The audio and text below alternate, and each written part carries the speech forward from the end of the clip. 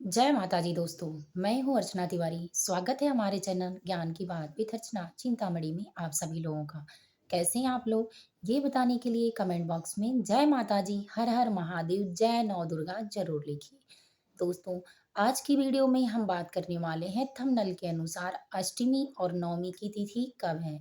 कन्या पूजन कब किया जाएगा, कन्या पूजन का महत्व क्या है, अष्टमी किस दिन मनाया जाएगा, नवमी किस दिन मनाया जाएगा, किस तिथि का क्षय होने के कारण नवरात्रि सिर्फ 8 दिनों की है, तो क्या, कब, कैसे किया जाएगा, शुभ मुहूर्त कब है कन्या पूजन का, और समस्त बातों की जानकारी के लिए नवरात्रि की लास्ट जानकारी आपको सभी लोगों को ये ज़रूर हो रहा होगा, मन की बात है कि अष्टमी पता नहीं किस दिन है, नवमी किस दिन है, बहुत लोगों के अंदर ये सवाल चल रहा होगा कि कहीं हमसे गलती ना हो जाए। तो दोस्तों, आपके सारे प्रश्नों के उत्तर इस वीडियो के माध्यम से मिल जाएँगे।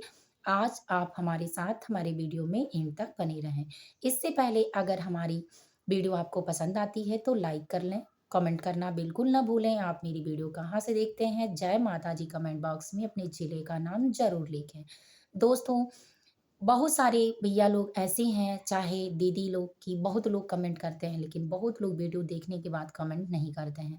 तो कृपया करके अगर आपको नहीं आता है तो मेरे लिए सीख लीजिए, अगर आता है तो कुछ ना कुछ लिखकर कमेंट बहुत ज़रूर करिए। मुझे बहुत अच्छा लगता है और कमेंट करने के बाद आप किस जिले से हैं शायद मैं आपका नाम भी बता पाऊँ, कोशिश करूँगी। तो बहुत-बहुत बहुत बहुत लोगों को धन्यवाद, जैसे विवेक कुमार जी हैं, राजीव कुमार जी हैं, तो ऐसे बहुत सारे लोग, निक्की राय जी हैं, तो ये सारे लोगों को बहुत-बहुत धन्यवाद हमारी वीडियो देखने के लिए, कमेंट करने के लिए। आप सभी लोग ज़रूर कमेंट करें। तो चलिए दोस्तों, जानते हैं कि अष्टमी की तिथि की शुरुआत कब से हो रही है।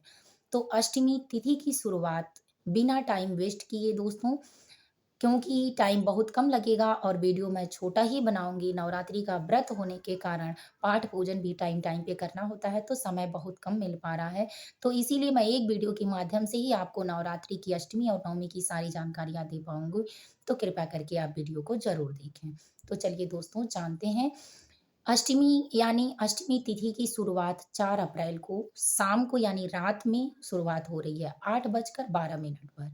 ये दिन शुक्रवार पड़ रहा है। दिन शुक्रवार को 4 अप्रैल और शाम को 8:12 पर। दोस्तों, ध्यान से सारी बातों को सुनें। शास्त्र के अनुसार 8:12 पर अष्टमी तिथि की शुरुआत दिन शुक्रवार को हो रहा है।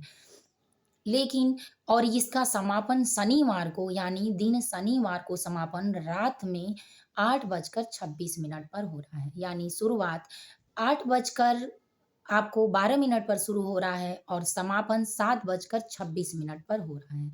तो इसीलिए उदया तिथि के अनुसार हम अष्टमी तिथि की जो पूजा करेंगे वो दिन शनिवार को यानी 5 तारीख को करेंगे। तो शनिवार को उदया तिथि के अनुसार अष्टमी की तिथि मनाई जाएगी। अब चलिए जानते हैं कि नवमी की तिथि की शुरुआत कब से हो रही है। तो नवमी तिथि की शुरुआत जैसे 7:26 पर अष्टमी समाप्त हो रही है, वैसे नवमी लग जा रही है। तो 7:26 से नवमी तिथि की शुरुआत हो रही है और रात्रि में ये 8:22 पर समाप्त हो जा रही है, यानी 6 तारीख को। तो 6 तारीख को नवमी तिथि यानी हम लोग 6 को नवमी मनाएँगे। शुरुआत शाम से ही जब ये समाप्त हो रहा है अष्टमी तभी नवमी लग रहा है शनिवार को ही। लेकिन हम उदया तिथि के अनुसार जिस तरह से अष्टमी मनाएँगे शुक्रवार को लगने के बाद शनिवार को, उसी तरह से शनिवार को नवमी तिथि इस रात में लगने के बाद यानी 7:26 से लगने के बाद दूसरे दिन यानी 6 तारीख को दिन रविवार को नवमी की तिथि समाप्त हो रही है 8:22 पर। तो हम नवमी की तिथि रविवार को मनाएँगे। तो इस तरह अष्टमी और नवमी की पूजा उसी दिन यानी शनिवार को अष्टमी, जो लोग अष्टमी पूजते हैं गाँव में, बहुत सारी औरतें पूजती हैं, महिलाएँ, माता नौ दुर्गा के स्वरूपों का अपने-अपने घर की कुल देवी की पूजा की जाती है। तो अष्टमी तिथि पर जो लोग करना चाहते हैं वो शनिवार को करें और जो लोग नवमी तिथि का करना चाहते हैं यानी नवमी पूजते हैं, उन लोगों को दिन रविवार को करना चाहिए।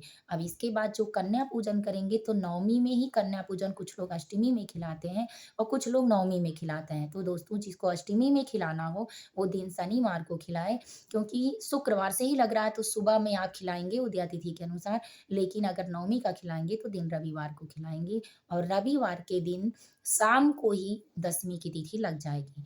तो इसीलिए दोस्तों नवमी के दिन जिसको 9 दिनों का व्रत है, वो लोग सिद्धिदात्री दुर्गा नवमी की तिथि सिद्धिदात्री दुर्गा की होती है और शास्त्र में अष्टमी और नवमी का जो लोग नवरात्रि का व्रत करते हैं, माता दुर्गा का पूजन करते हैं, उसको 9 दिनों की पूजा में विधान होता है माता नौ दुर्गा के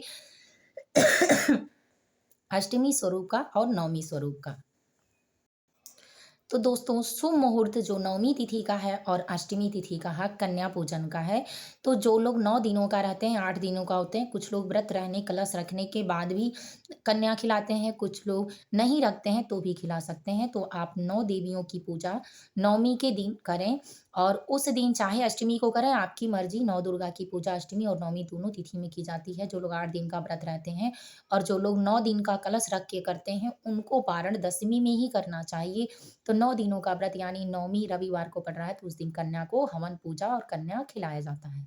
तो दोस्तों कन्या खिलाने का विधान होता है कि कन्या को 9 देवी यानी 9 दुर्गा का रूप मानकर बुलाया जाता है निमंत्रण देके। इसके बाद उन्हें भोजन कराकर उनका स्वागत करके भोजन कराकर इसके बाद उनको दान दक्षिणा देकर स्वागत पूर्वक विदा किया जाता है। 9 देवियों का पैर छूकर आशीर्वाद लेकर। और समस्त विधि जानने के लिए कन्या पूजन का मेरे चैनल पर पिछली ही नवरात्रि में मैं डाली हूँ, तो चेकआउट करके आप देख सकते हैं। वैसे थोड़ा बहुत तो बता ही दूँगी कि कन्या पूजन के लिए आप 1 दिन पहले निमंत्रण दें। इसके बाद कन्या को अपने घर में बुलाते समय उनका स्वागत के लिए दरवाजे पर हाथ जोड़कर खड़े हो जाएँ। फिर कन्या को बुलाने के बाद एक थाली परात में आप पानी रखकर गंगा जल डाल के सबका पैर धुलें। इसके बाद आसन पर बैठाएँ, इसके बाद फूल ऊपर से डालकर सबका हाथ जोड़ें कि आप सारी देवियाँ हमारे घर में उपस्थित हों। इसके बाद आपको सबको महावर लगाना चाहिए पैरों में, सुहागिन औरतों को। उसके बाद चाहे पुरुष हो, चाहे महिला कोई भी व्रत रखे लेकिन घर की औरतों को महावर लगाना चाहिए, माँ को चंदन लगाना चाहिए, चुन्नी सर पर बाँधना चाहिए। इसके बाद आप जो भी भोजन में प्रसाद के रूप में रखे हैं माँ को खिलाने के लिए, तो चने का ज़रूर चना बनाएँ, हलवा, पूड़ी, खीर जो आप बनाते हैं बिना लहसुन प्याज का, वो माँ को दें। फल ज़रूर दें क्योंकि आप जैसा फल देते हैं वैसा ही आपको फल मिलता है। इस तरह से अगर पढ़ने-लिखने वाली लड़कियाँ हैं, तो दान दक्षिणा में आप सेफ्टी बॉक्स यानी जो बॉक्स में रखने वाली चीज़ें होती हैं वो और बुक, कॉपी, किताब भी दे सकते हैं या आपकी व्यवस्था के अनुसार पैसा दे सकते हैं, प्लेट थाली दे सकते हैं, जो भी दें, देकर उनको अपने घर से दक्षिणा के समान। इसके बाद उनसे भोजन कराने से पहले प्रसाद उनके थाली से लेकर अपने घर में किचन में रखें जिससे आपके घर की बरकत बनी रहे। इसके बाद भोजन करने के लिए बैठाएँ, दही और नारियल भी अगर है तो ज़रूर दें। इस तरह से भोजन कराने के बाद सबको खड़े होकर जय माता का जयकार लगाकर सबका आशीर्वाद पैर छूकर लेकर दक्षिणा देने के बाद ही अपने घर से विदा करें। तो ये नियम पूर्वक अगर आप करते हैं दोस्तों तो माता लक्ष्मी, सरस्वती, दुर्गा सभी रूपों में हमारे घर में निवास करती हैं 9 दिनों में, तो हमारे घर रह जाती हैं। इस तरह से उनको जाने के बाद 1 लोटा जल और फूल लेकर छाक चढ़ाया जाता है, जिस तरह से बोलते हैं लोग, उसी तरह से उनको शांति यानी आपने माता को बुलाया था, तो आरती करने के बाद जिस तरह से आप आचमनी करते हैं, उसी तरह से उनको 1 लोटा जल ले जाकर अपने घर की दहलीज पर ज़रूर चढ़ा दें, जिससे सभी माता अच्छे से ठंडे-ठंडे अपने घर चली जाएँ। क्योंकि बेटियों को विदा करने के बाद जल ज़रूर चढ़ाया जाता है कि बेटियाँ सही माहौल में ठंडे में रहेंगी, ये एक टोटके हैं, तो इसी तरह से आप भी करें। तो ज़रूर करना चाहिए, माता आपके घर की लक्ष्मी है। इसके बाद अष्टमी और नवमी तिथि का जो शुभ मुहूर्त है, वो मैं डिस्क्रिप्शन बॉक्स में ज़रूर लिख दूँगी। आप सभी मुहूर्त देख लें, कुछ मुहूर्त 4 बजने के बाद है और सुबह 5 बजे तक, कुछ मुहूर्त अभिजीत मुहूर्त में है, कुछ मुहूर्त संध्या काल में है। तो मैं अष्टमी और नवमी दोनों का जो शुभ मुहूर्त है, डिस्क्रिप्शन बॉक्स में दूँगी। जहाँ टाइटल लिखा रहता है, वहाँ मोर लिखा रहता है या ज़्यादा लिखा रहेगा, वहाँ आप टच करेंगे, तो सारी चीज़ें आपको पढ़ने के लिए मिल जाएँगी। तो वहाँ से आप पढ़कर सही जानकारी प्राप्त कर सकते हैं। तो दोस्तों ये रहा अष्टमी और नवमी की पूर्ण जानकारी, कन्या पूजन कैसे करना है। अगर पसंद आए तो जय माता दी, हर हर महादेव वीडियो में यानी कमेंट बॉक्स में ज़रूर लिखिए, चैनल को सब्सक्राइब कर लीजिए, अगर वीडियो पसंद आती है तो लाइक ज़रूर कर लीजिए। जय माता जी, हर हर महादेव। फिर मिलूँगी एक नए वीडियो में नए ज्ञान के साथ, तब तक आप सभी के घर माता दुर्गा, नौ दुर्गा का स्वरूप आपके घर में निवास करें, माता लक्ष्मी आपके अंग-अंग में वास करें और सभी लोग सुखी और आरोग्य संप्रदाय से भरे रहें।